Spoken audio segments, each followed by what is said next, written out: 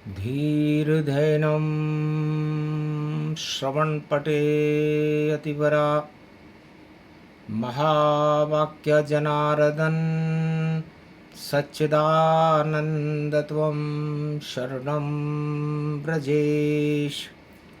यादवेन्द्रं दयादाता पुण्डरीक्षा क्षीरसागरशयनं कमलनयनं नमस्तुते नमामि श्रीहरि। धैर्य से जिसको धारण किया जाता है, कर्णपटुओं से जिनका पान किया जाता है, ऐसे सच्चिदानंद भगवान श्री यादवेंद्र सरकार को मैं नित्य ही चिंतन करता हूँ, नमन करता हूँ। जिनको नमन करने से मंगलादि मंगल तो हो ही जाते हैं, साथ ही में बहुत बड़ा बल मिलता है मनुष्यों को। वाणी ब्रह्माणी करो वाणी पर नितवास, पुरुषोत्तम का मास है रहो हमारे पास। भारत का मंगल करो संकट देव हटाए, श्री पुरुषोत्तम मर्यादापति और भारत अवध में आए। मंगल रूपी महीना अधिक मास इस जान, 13वां महीना प्रबल है आए राम भगवान। 13वां महीना बड़ा प्रबल महीना होता है। भगवान मार्कंडे फरमाते हैं कि जब पड़ा 13वां मास, पाप का नाश, ईश्वर का वास, पुरुषोत्तम मास, हम राम चरण के दास। महकमा खास होगा प्रकाश, हट जाए अंधेरा भारत से, संकट भारत में छाए हैं। अब कृपा करो रघुवर रघुनाथ। इस कारण ये मारकंड की वाणी अवतरित पाए, राम राम जपते रहे मारकंड मुनिराय। मारकंड से पूछा माता पिता ने जाय, बेटा कैसे अमर हुआ तू, क्या रहस्य समझा। तेरे अमर होने में क्या रहस्य है। तेरी मृत्यु तो 11 वर्ष और 11 माह में लिखी हुई, पर चमत्कार कैसे हो गया और शक्ति तुझको कैसे मिली। तब बोले मुनि मारकंड माता पिता से जाय, ये सब कृपा राम की हो गई और शिव ने कृपा दिखाए। महाकाल के मंदिर में और कृपा मिली अपार, अरे अजर अमर हो गए आपके पुत्र खड़े साकार। मैं आपका पुत्र हूं और ये कृपा मुझे पुरुषोत्तम महीने में भगवान शिव की असीम कृपा के बाद प्राप्त हुई। न मेरा जन्म होगा न मेरी मृत्यु हो गई, मैं तो अजर अमर अविनाशी हो गया। इतनी कृपा करो पुरुषोत्तम, और नारायण तुम सबसे उत्तम। ऐसी कृपा भारत करो जैसी करी मारकंडे मुनिराय। भारत पे संकट छाया और पुरुषोत्तम गया। भारत की भी वही हालत है जो मारकंडे की थी, और मारकंडे और भारत में कोई अंतर नहीं, एक ही रूप, दो ही रूपा। एक मारकंडे एक भारत स्वरूपा, दोनों अजर अमर अविनाशी। और कृपा करो शंकर अविनाशी, कृपा करो श्री रामचंद्र और भारत अलख जगाओ। और दानवता जितनी है जग में उसको आप हटाओ। तो एक समय की कथा सुनाऊं। बोले मारकंडे भगवान, त्रेता युग में भारत में तो प्रगटे दशरथ घर भगवान। त्रेता युग में भगवान दशरथ के घर में राम जी का जन्म हुआ। 12 कल अवतार राम जी ने जन्मते ही लंका में अंधेरा देखा, शंका हुई कि जब सूरज उदय हुआ भारत, तो लंका में कैसे अंधेरा है। लगता है लंका काल कर्म का, देखो भयानक डेरा है।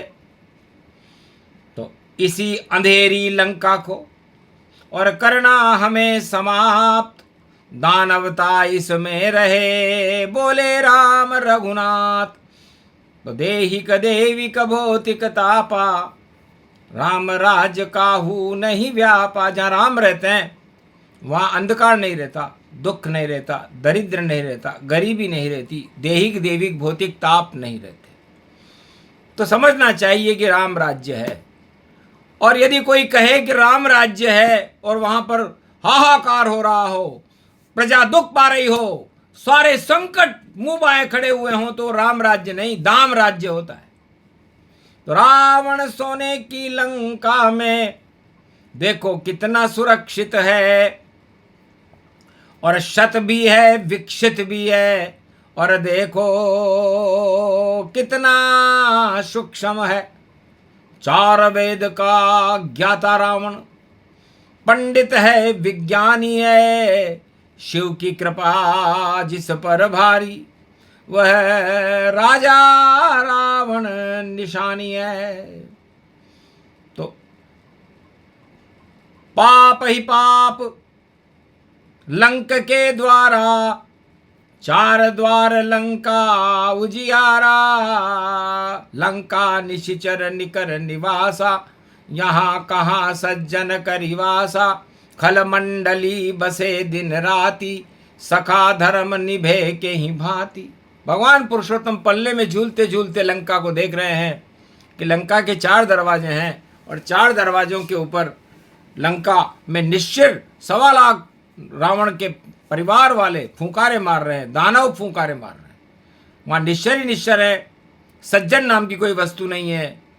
दानवता सारे संसार में फैलाना चाहते हैं, सज्जनता तो है ही नहीं, और धर्म नाम की कोई चीज नहीं है। अधर्म को फैलाना ही उनका एकमात्र उद्देश्य है। तब कहा चुनौती भारी है, और वनवास में संग मेरे नारी है। इसको चोरी कर ले रावण, क्योंकि रावण की मति मारी है। सोने की लंका है फिर भी रावण भूखा जान, ऐसी माया चढ़ी रावण पे और भूल गया रे भगवान।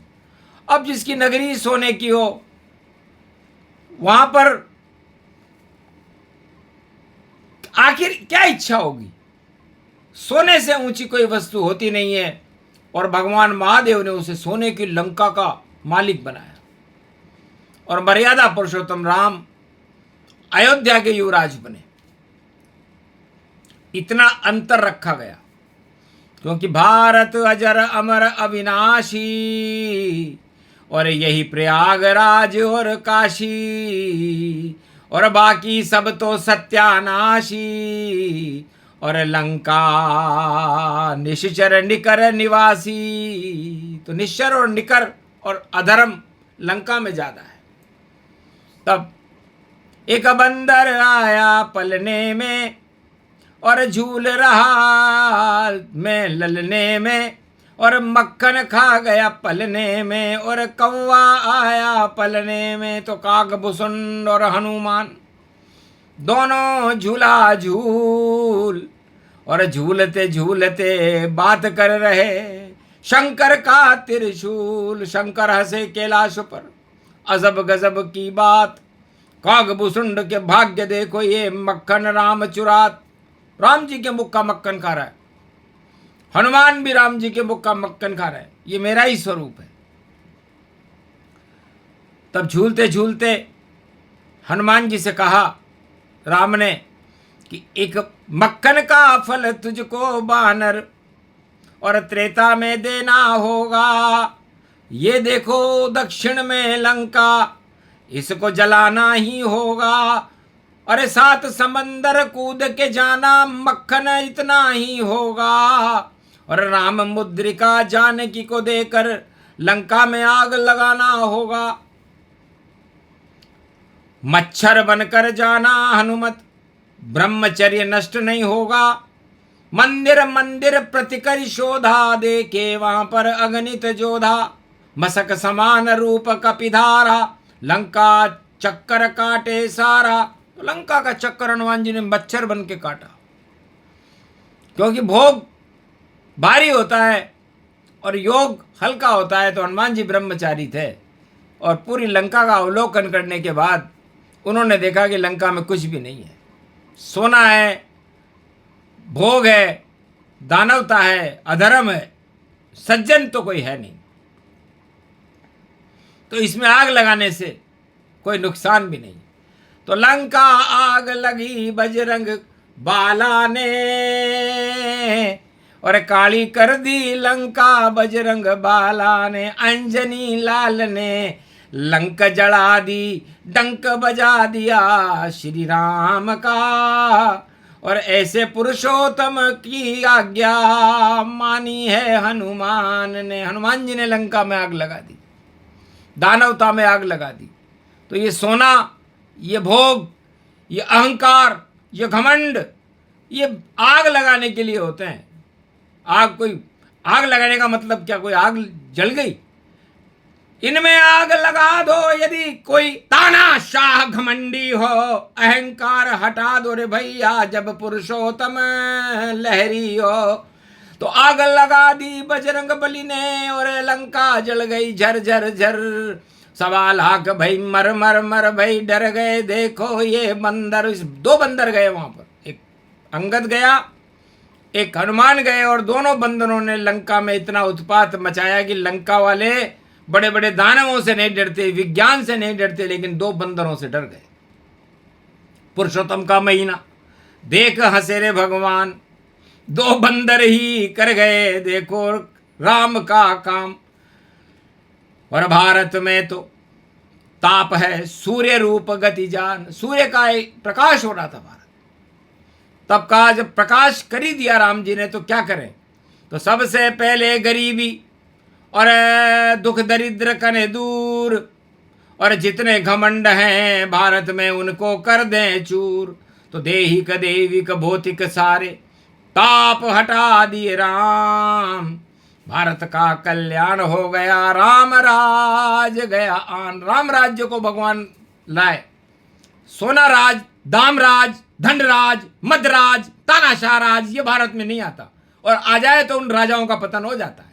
इसलिए पुरुषोत्तम का महीना और रावण ताज समान, घन घमंड में इतरा रहा है लंका पति की शान।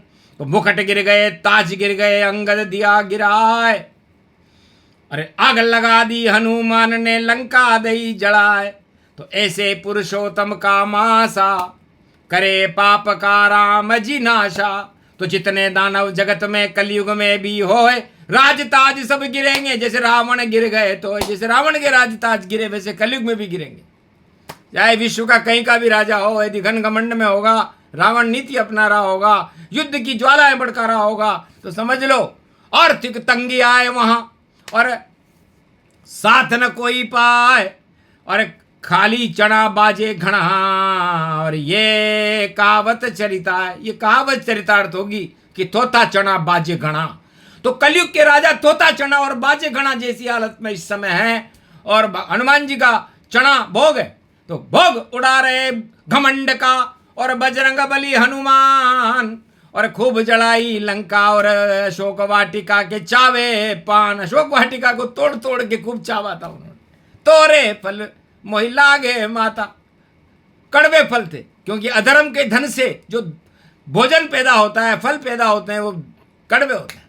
तो कड़वी लंका, कड़वा सोना, कड़वा ही फल जान। और कड़वे चीजों को नहीं खाते महावीर हनुमान।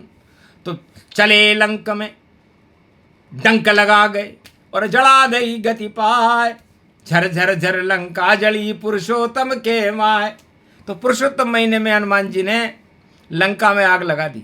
ये तो पाप की लंका है, घमंड सोना है। सोना कोई खाने की चीज होती है, सोने की चीज। या कुंभकर्ण सो रहा है, 1.25 लाख नाती सो रहे हैं, रावण सो रहा है, सब यहाँ सोने के लिए आए इस सोने की लंका में। इसे जिसके पास सोना ज़्यादा होता है, वो कोई भी देश हो, चाहे वो अमेरिका हो, चीन हो, पाकिस्तान हो, इजराइल हो, ईरान हो या कोई भी रूस हो, वो सोते ही रह जाते हैं, क्योंकि सोना कामन आया लंका में, बाजार नगारा राम का। और राम राज तो भारत में भई हो गया है श्री राम का। भगवान धारी भगवान श्री श्री रामचंद्र भगवान बने। और जब जब पुरुषोत्तम आवे तो भारत का कल्याण बने, तो भारत का कल्याण हो। दानवता नश जाए, जैसे आग लगी लंका में वैसे ही जल जाए। तो सारी लंकाएं जो पाप की कलयुग में हैं, जैसे लंका जली थी वैसे जलेगी, उन्हें कोई नहीं रोक सकता। और घमंड जैसे रावण का गिरा था वैसे सबका घमंड भी गिरेगा।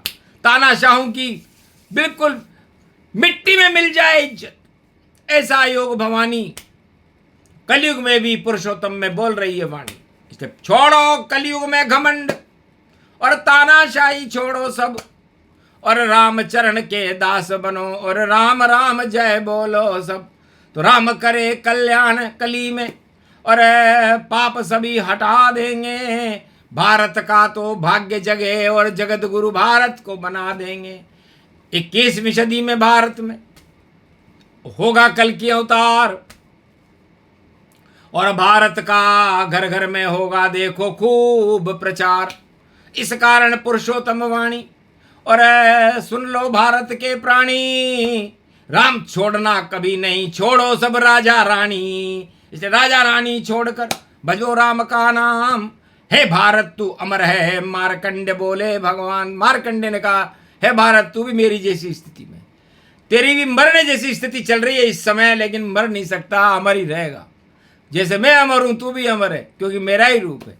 तो भा का मतलब भाग्य है, र का मतलब राम, और त का मतलब तरन तारण है मर्यादा पुरुषोत्तम राम। ये पुरुषोत्तम कल्प की कथा सुने नर कोय, तो उसके दुख दरिद्र पल भर में ही राम कृपा क्षय होए। भारत का तो भाग्य जगेगा नहीं दुख का काम, जो दुख फैलाए भारत में वह होगा बदनाम। बोलो जय श्री राम।